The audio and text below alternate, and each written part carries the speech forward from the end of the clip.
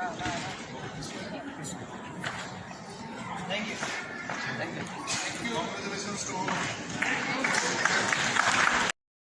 की, करुणा की भावना, अद्वेषता यानी द्वेष से रहित भावना हमारे सबके मन में आए। ये जब घटेगा ना कि किसी के प्रति मेरे मन में द्वेष नहीं, सबके लिए मैत्री की भावना है, सबके लिए प्रेम की भावना है, करुणा की भावना है, ये जीवन के मायने बदलने वाला श्लोक है। जीवन बदल देगा आपका कि हमारे इर्द गिर्द जो भी लोग आए हैं उनसे मैं ऐसे ही मिलूं। जीवों का कलरव जो दिन भर सुनने में मेरे आवे, तेरा ही गुण गान जान मन प्रमुदित होती सुख पाए।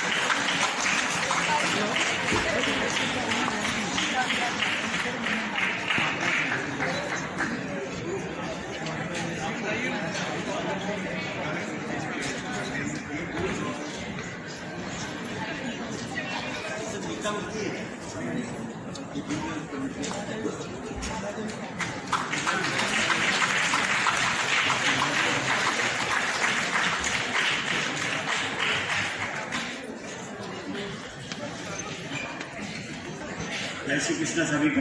एक बार सब जय श्री कृष्ण बोल दीजिए। संजय भैया के लिए अभी कुछ प्रश्न आया आपके मन में, शंका तो नहीं कहूँगा, जिज्ञासा है। मैं थोड़ा सा पढ़ देता हूँ। संजय भैया मतलब थोड़ा मेरे को एक आध मिनट लगेगा आपको लाइव देख के।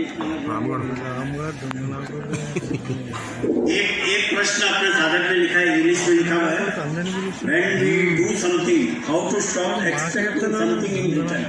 Wonderful question.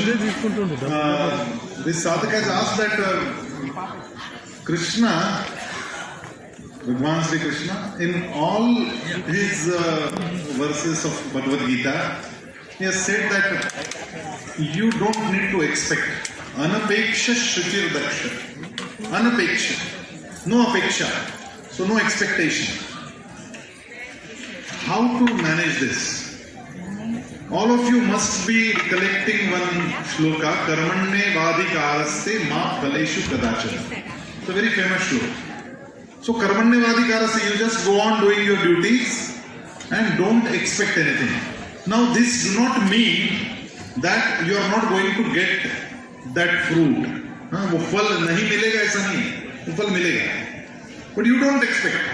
Because expectation is the root cause of all the pain in life. He has said that if you want to get that shanti, the peace in your life, jnanat dhyanam vishishyate, dhyanat karma phalatyagas, tyagat shantiranantaram. He has said that even more than your wisdom, the dhyan is more important. But even more than dhyan, no expectations is more important. अनपेक्ष. और उससे क्या होता है? त्यागात शांतिरनंतरम. वो त्याग करना आ गया कि मैं अपेक्षा नहीं है मेरी कोई, तो बहुत बड़ी शांति आपके जीवन में आती है. इसका मतलब ये नहीं है कि आपने आम का बीज बोया तो आपको कोई बबूल के पेड़ मिलने वाले नहीं. आपको आम का ही पेड़ मिलेगा, लेकिन उसके फल मुझे ही मिलने चाहिए, ये अपेक्षा करेंगे तो आपको उसका दर्द मिलेगा कि अरे अभी तक फल नहीं आया, अभी तक फल नहीं आया. तो आप अपनी शांति को खो देंगे.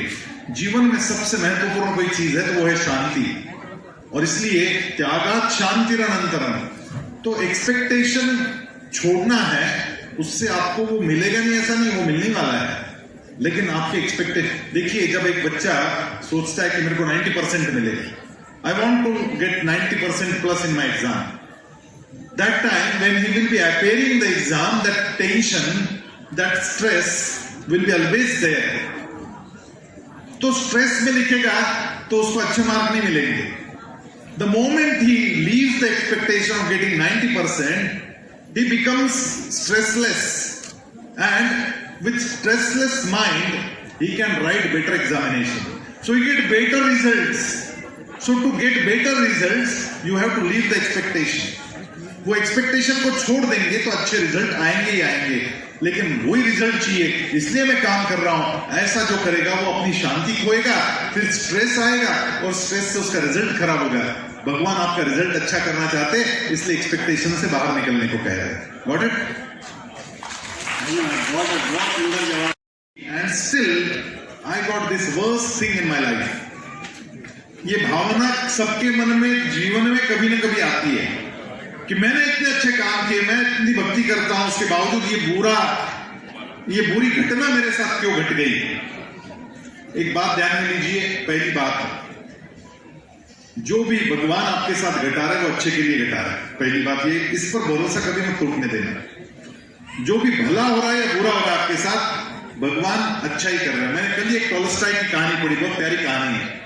उस कहानी में ऐसा लिखा कि यमदूत आया प्राण हरने के लिए, एक महिला का प्राण हर लिए, लेकिन उसने जब देखा कि मैंने किसके प्राण हरे हैं, तो एक गरीब महिला के प्राण हरे जिसके तिड़वा बच्चियां हुई थी, 3 बच्चियां, छोटी छोटी 4 दिन की 5 दिन की बच्चियां।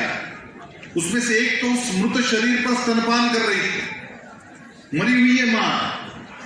तो वो यमदूत हंस दिया, वो यमदूत उसको बड़ा बुरा लगा और वो प्राण तो लेके गया, लेकिन उसने कहा कि मेरे से गंदा काम करवाया आपने। एक माँ के प्राण मेरे से हरवाए जिसकी 3-5 दिन की बच्चियां हैं, वो 3 बच्चियों का क्या होगा आगे। ऐसे 3 बच्चियों को आज छोड़ के मैं आया हूं, given me a bad duty. तो यम दरबार से उसको निकाल दिया गया और उसने कहा कि तुमने शक पैदा किया ना, गेट आउट।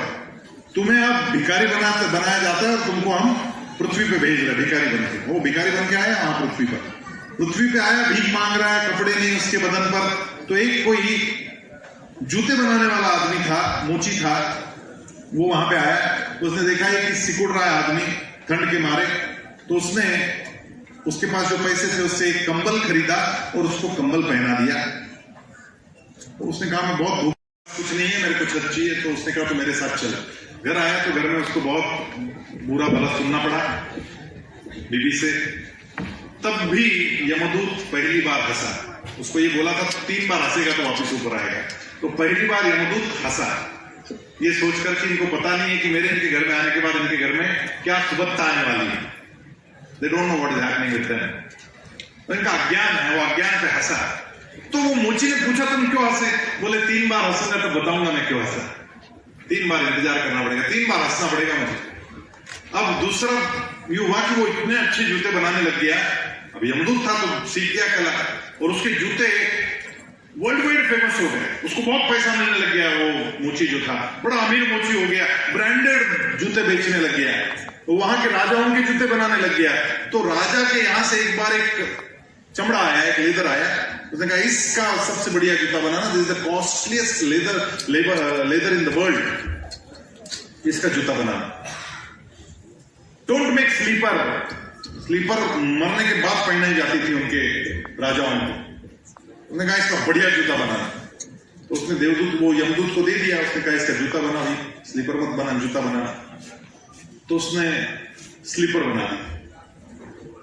अब जब उस मोची ने देखा कि स्लीपर बना दी तो मोची बहुत घबराया। राजा के सबसे महंगे लेदर की जिसकी जूती बननी थी उसका स्लीपर बना दिया। और स्लीपर को मरने के बाद डाला जाता है, तो वो बहुत डांट लगाई उसने। दूसरी बार हंसा।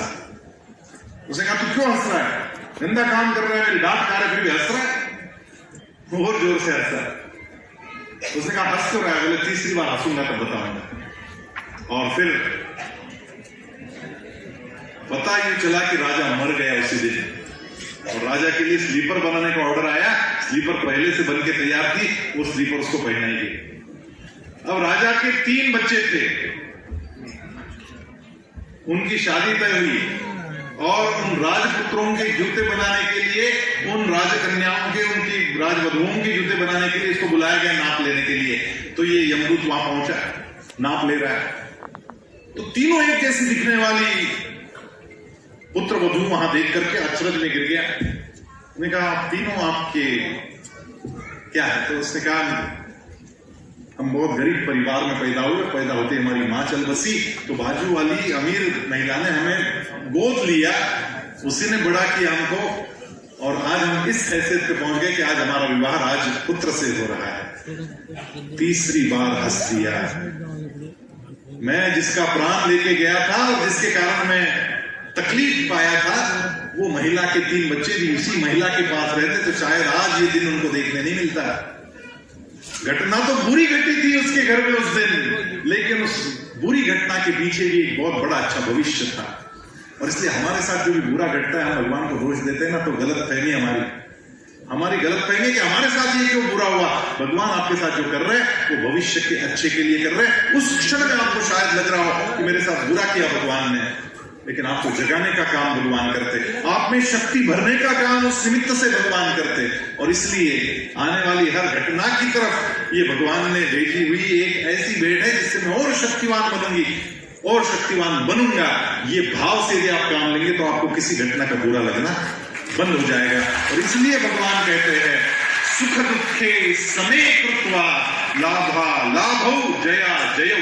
सुख में, दुख में, लाभ में, हानि में, जय में और पराजय में भी मैं समत्व का भाव मेरे जीवन में लाऊं। ये समत्व भगवत गीता सिखाती इसी के लिए, समझे।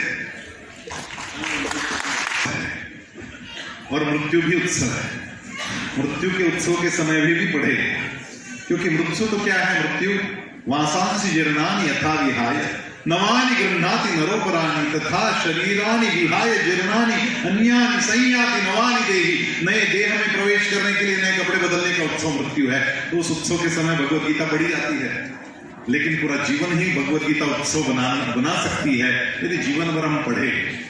इसलिए तो भगवत गीता का ये प्रचार प्रसार का काम गीता परिवार ने हाथ में ले रखा है। रोज पढ़े, प्रतिदिन पढ़े, उत्सव में पढ़े।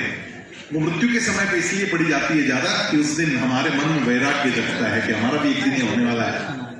इसलिए उस दिन पढ़ते कि वैराग्य की भावना मन में हो तो भगवत गीता जल्दी अंदर उतरेगी। दूसरी बात, भगवत गीता भगवान के स्वयं के मुख से निकला हुआ शास्त्र और मंत्र है। भगवान के मुख से जो निकल गया वो तो सदा पवित्र है। और इसलिए मृत्यु के समय और घर में जब हमारे शोक है, सूतक है, उस समय भी भगवत गीता पढ़ी जाती है, क्योंकि वो प्योर है।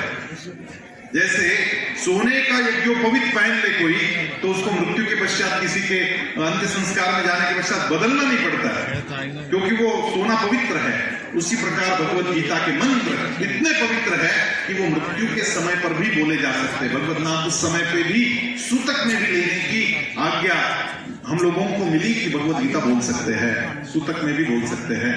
और इसलिए मृत्यु के समय भगवत गीता बोली जाती है, उसका ये कारण है। लेकिन भगवत गीता तो जीवन का शास्त्र है और इसलिए जीवन भर पढ़ते रहना चाहिए।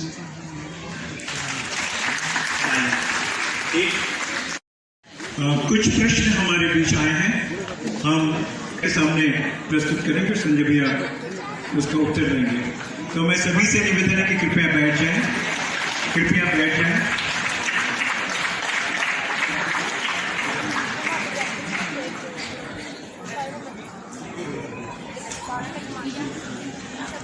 उपहार और कोई हो नहीं सकता। हमारे ऋषि मुनियों ने ये जो ग्रंथ हम तक पहुंचाया है, उसकी विशेषता ये है कि वो सबसे अच्छा मैनेजमेंट का पुस्तक है। सबसे अच्छी वो मैनेजमेंट की पुस्तक तो है ही। काउंसलेशन, जिसको हम काउंसलिंग कहते हैं, समुपदेशन, काउंसलिंग की भी सबसे अच्छी पुस्तक है। जिसका मन नीचे गिर गया, जो डिप्रेशन में चला गया, ऐसे जितने भी अर्जुन हैं, उन सब डिप्रेस अर्जुन को जगाने वाला ये ग्रंथ है। और आज के जीवन में जब प्रतिस्पर्धा है, जब जगह जगह युद्ध है, ऐसे परिस्थिति में अंदर भी एक युद्ध चलता है, ऐसे अंदर के युद्ध को कैसे लड़े और कैसे उसमें जीते, ये बताने वाला विजय का ग्रंथ है। और इसलिए ये पुस्तक हम लोगों को समझनी चाहिए, पढ़नी चाहिए, बच्चों तक पहुंचनी चाहिए, युवाओं तक पहुंचनी चाहिए। इसलिए परम श्रद्धेय स्वामी गोविंद देव गिरि जी महाराज के निर्देशन में गीता परिवार काम कर रहा है।